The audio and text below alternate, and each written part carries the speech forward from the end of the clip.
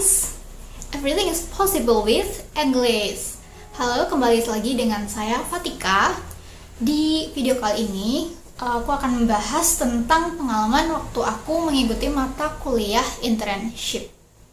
Jadi ini tuh kelanjutan dari video minggu lalu ya. Jadi di sini tuh aku kan ada mata kuliah internship untuk SD, SMP, dan ke SMA. Nah, dari semester 1 sampai semester 6 menjalani mata kuliah internship ini atau magang di sekolah, itu pastilah ya ada duka dan sukanya. Suka ada dukanya. Jadi di sini aku mau membahas pengalaman aku waktu mengikuti kegiatan tersebut nih, mata kuliah internship itu. Jadi tanpa basa-basi kita lanjut aja ya ke pembahasannya. Di sini pertama yang mau aku bahas itu tentu saja sukanya dong. Sukanya apa sih ikut internship gitu?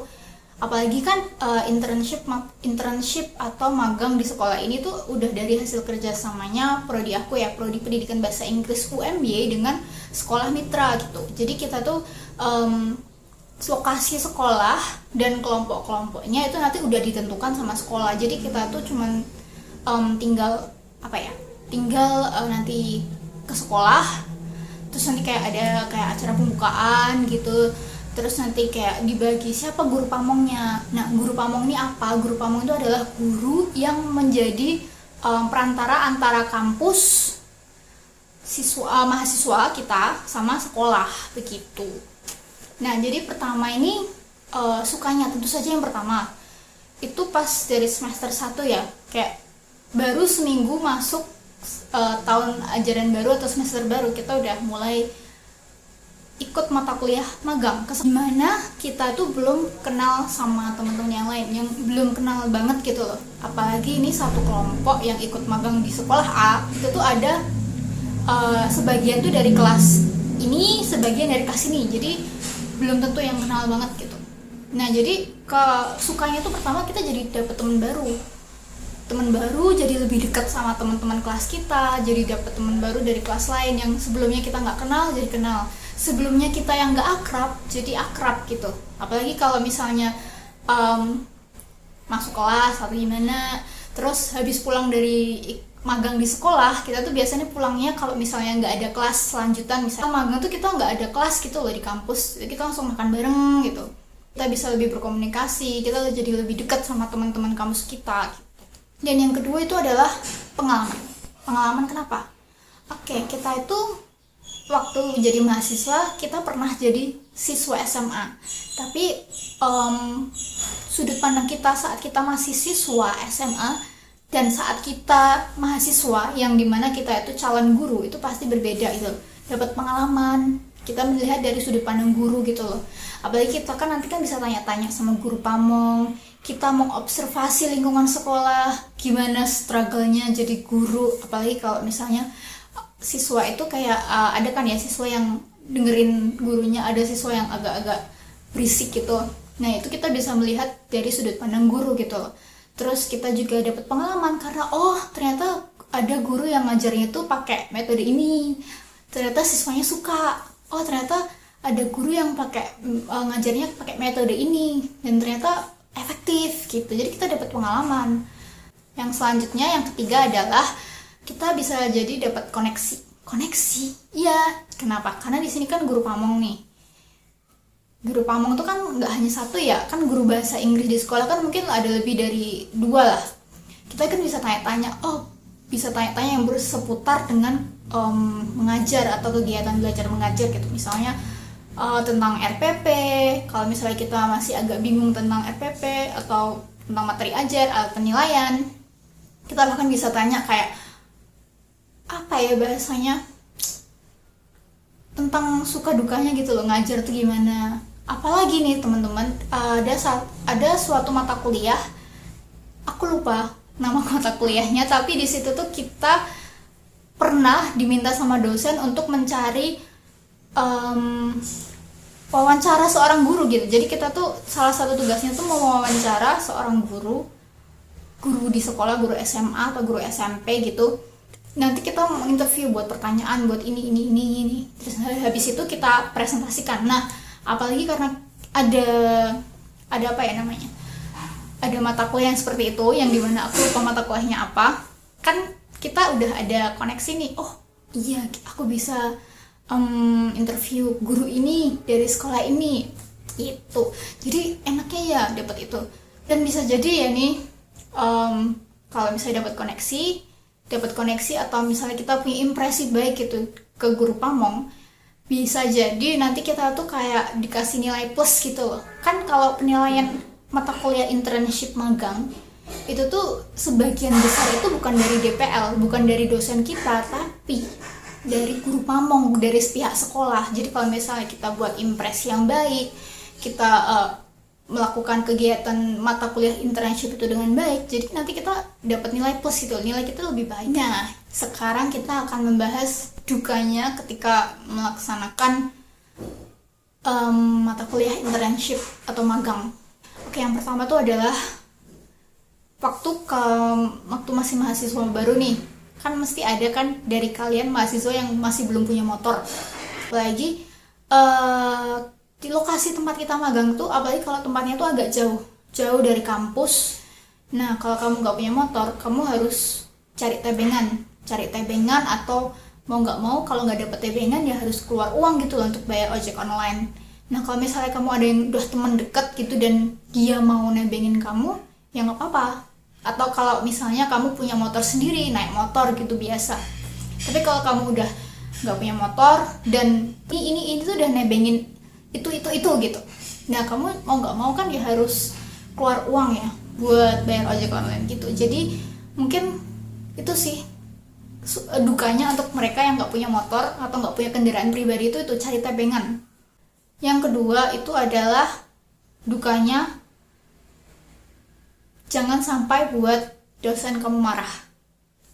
Jadi gini, ceritanya tuh gini, kan kalau ada udah kelompok internship tuh di satu semester, dua semester ya, misalnya di SMP itu kan nanti ada DPL-nya, dan jadi kita tuh DPL sama mahasiswa kelompok di sekolah A gitu misalnya, nanti kita buat satu grup. Jadi kan biasanya DPL tuh kirim kayak misalnya informasi atau apa. Nah, kalian itu harus sebisa mungkin bales chatnya dosen. Misalnya, iya Pak, terima kasih atas informasinya, sekedar balas gitu aja ya. Jangan sampai cuman dibaca doang. Karena apa? Kalau cuma dibaca doang atau misalnya yang reply message-nya di grup itu cuma 1 atau 2 orang, itu bisa jadi dosen kamu marah. Karena apa? Merasa tidak dihargai. Karena kalian cuma ngebaca doang gitu. Jadi kalau di grup kan kita kirim sesuatu, pesan gitu kan bisa udah dibaca berapa orang dan yang balas berapa orang. Jadi sebisa mungkin ya, kamu kalau misalnya mahasiswa di UMY, pendidikan bahasa Inggris, dan ikut di grup internship itu, sebisa mungkin kalau DPL mau ngirim sesuatu atau tanya sesuatu, sebisa mungkin kalian langsung jawab. Misalnya kalian nggak tahu pun, mohon maaf Pak, saya tidak tahu. Yang penting dijawab gitu loh, dan harus cepet gitu. Karena kalau misalnya sampai pengalaman aku dulu, yang balas itu cuma 1 atau 2 orang, yang lainnya itu cuma ngebaca doang gitu, gak ada yang balas, DPL kita marah, dia keluar grup dan gak mau masuk grup lagi. Dan kalau misalnya kita mau tanya sesuatu harus melalui ketua kelompok gitu, dia gak mau balas, gak mau jawab. Kalau yang bukan ketua kelompok internship itu gak, yang kirim pesan gak mau. Jadi kalau mau menghubungi dosen DPL itu harus ketua kelompoknya. Jadi beliau marah itu, bener. Sampai 2 semester itu beliau nggak mau masuk grup WhatsApp itu. Jadi kalau misalnya dia juga nggak ngasih tahu info. Jadi kalau misalnya info tentang magang atau apa gitu ya, kalian harus minta ketua kelompokmu untuk menghubungi langsung gitu, ketemu langsung sama DPL itu dan tanya. Jadi ingat-ingat ya buat teman-teman yang besok kuliah di UMY, PBI, Pendidikan Bahasa Inggris UMY, kalau ikut kelompok magang, sebisa mungkin selalu jawab apapun itu yang dikirim dosen di grup.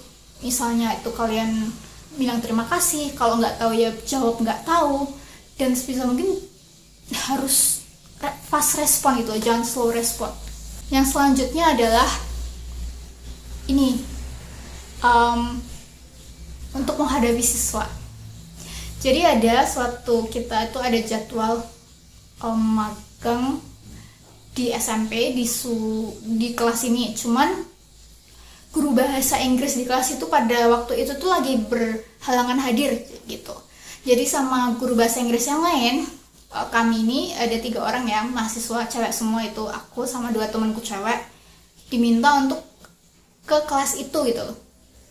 Ke kelas itu biar siswanya itu, karena jam kosong biasanya siswa itu kan pada keluar rame sendiri ya, kita tuh disuruh masuk ke kelas itu. Entah mau diajarin boleh ya, pokoknya guru pamong itu bilang diajarin boleh, dikasih tugas juga boleh, yang penting jangan sampai buat keributan atau keluar-keluar.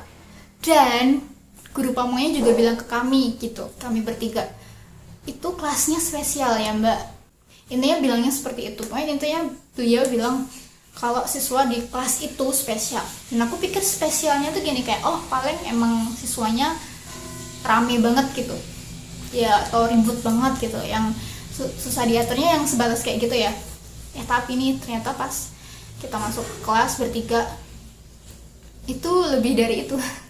Jadi pertama kita kayak nggak dianggap, kita di depan kita ngomong nggak didengerin, mereka sibuk sendiri. Ada yang siswa cewek itu sibuk make upan, yang sebenarnya kalau di SMP itu kan dilarang ya, tapi kita udah ngomong dia dengerin dulu gitu, nggak mau gitu, mereka sibuk. Terus ada yang diem, siswanya diem tapi dia sibuk dengan dunianya sendiri, kayak dia gambar-gambar. Kita ajak ngomong ke mejanya gitu, kayak nggak didengerin tuh, kayak menyaut gitu, melihat iya mbak atau apa gitu, enggak. Terus yang lebih parah tuh ada siswa yang bawa garpu ya, benda tajam. Dia jalan ke kelas gitu, garpunya tuh diayun-ayunin gitu. Jadi kan kita cewek bertiga masih mahasiswa, masih semester 3 semester 4 gitu, takut dong.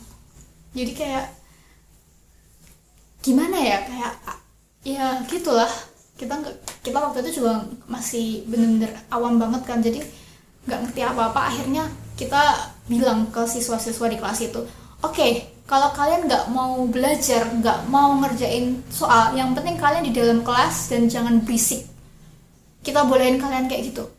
Yang sebenarnya itu emang ya gimana ya, kayak gitu kan. Akhirnya siswa-siswa nggak ngerjain, nggak apa-apa, jadi kayak cuman ya bener-bener jam kosong gitu, cuman kita tungguin mereka di kelas dan mereka nggak keluar.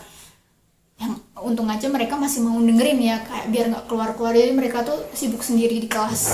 Dan akhirnya setelah jam bel berbunyi gitu, kita kan udah selesai, kita keluar dari kelas dan kita bikin laporan sama guru pamong, mohon maaf bu, kita nggak bisa minta siswa untuk ngerjain ini, dan kita nggak ngajarin siswa gitu karena siswanya agak-agak seperti yang ibu bilang spesial gitu. Terus guru pamongnya bilang, oh iya mbak, nggak apa-apa mbak, malah sebenarnya saya tuh kasihan kalau nyuruh kalian bertiga kesana sendiri, tapi nggak apa-apa.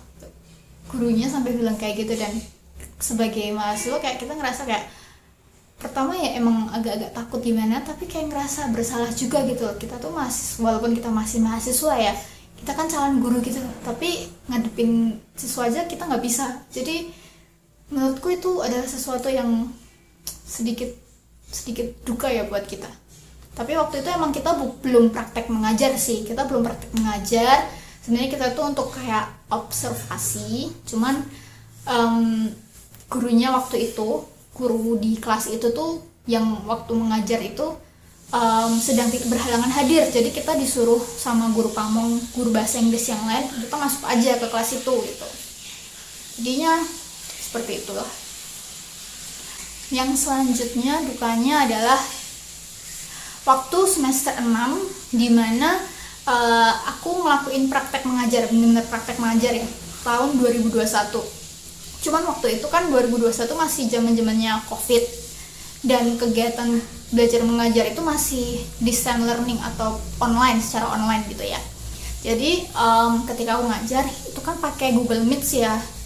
Nah masalahnya di rumahku pada waktu itu tuh lagi sering-seringnya zamannya untuk mati lampu, mati listrik gitu loh, pemadaman listrik.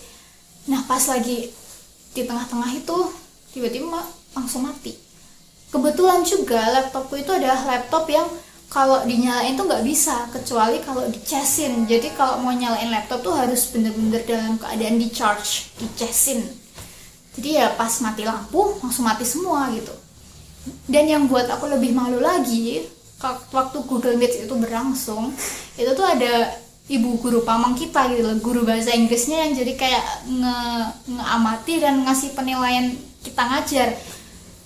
Yang dimana itu bener-bener langsung wah, yang mau nggak mau karena itu masih berjalan ya, akhirnya aku ngajarin siswa lewat Google Meet, lewat HP. Cuman karena aku nggak punya data presentasi, data PPT di HP, akhirnya aku cuma jelasin doang tanpa menampilkan PPT-nya gitu, karena nggak ada datanya di HP. Jadi ya membosankan gitu kegiatan belajar mengajarnya. Jadi ya itu sih dukanya. Jadi kalau misalnya suatu saat kalian praktek mengajar dan itu praktek mengajar online, pastikan kalian memiliki kualitas laptop yang baik, jangan yang aneh-aneh. Jadi kalau misalnya mati lampu masih tetap aman, atau kalian pindah ke lokasi yang listriknya stabil, yang nggak ada pemadaman. Terus yang ketiga dukanya adalah, nah waktu magang di semester 5, semester 6 itu kan udah kita buat RPP sendiri, kita ngajar berdasarkan RPP yang kita buat, kita juga masih harus buat laporan magang. Jadi di waktu yang terbatas kita harus nyelesain 3 itu gitu loh. Tuh, apalagi nanti yang buat berat itu juga gini, karena kan kita praktek mengajar, kita punya ada alat penilaian kan, misalnya kita buat soal yang diberikan ke siswa gitu loh. Apalagi di situ kita ada, waktu itu ada kelas kurang lebih 8 kelas kalau nggak salah, 8 kelas. Nah di situ tuh kita ngoreksi gitu loh, ngoreksi siswa dari sekian kelas, yang dimana itu tuh ada 200-an orang lebih. Jadi kita tuh waktunya tuh kebanyakan dipakai buat ngoreksi tugas siswa. Apalagi waktu itu aku ngasih tugas yang bisa dibilang dalam bentuk uraian ya, kayak membuat sebuah teks. Jadi kan kalau mau ngoreksi kan juga harus dibaca satu-satu, direview satu-satu gitu. Nggak kayak yang soal kuis yang langsung pakai Google Docs itu langsung keluar nilainya. Nggak, kok Google Docs sih? Ya itulah, jadi harus benar-benar direview satu-satu, yang dimana itu butuh banyak waktu. Jadi itu termasuk salah satu yang berat sih, dukanya waktu aku dulu ikut praktek mengajar. Nah itu tadi suka dukanya ketika aku melakukan mata kuliah internship atau magang selama aku menjadi mahasiswa Prodi Pendidikan Bahasa Inggris UMY. Jadi ini kalau ada teman-teman yang mau mendaftar di UMY, terutama di Prodi Pendidikan Bahasa Inggris, semoga video ini tuh bisa menjadi referensi atau informasi bagi kalian mau mendaftar di UMY. Jadi semoga membantu ya. Bye. Greetings, everything is possible with English. Bye bye.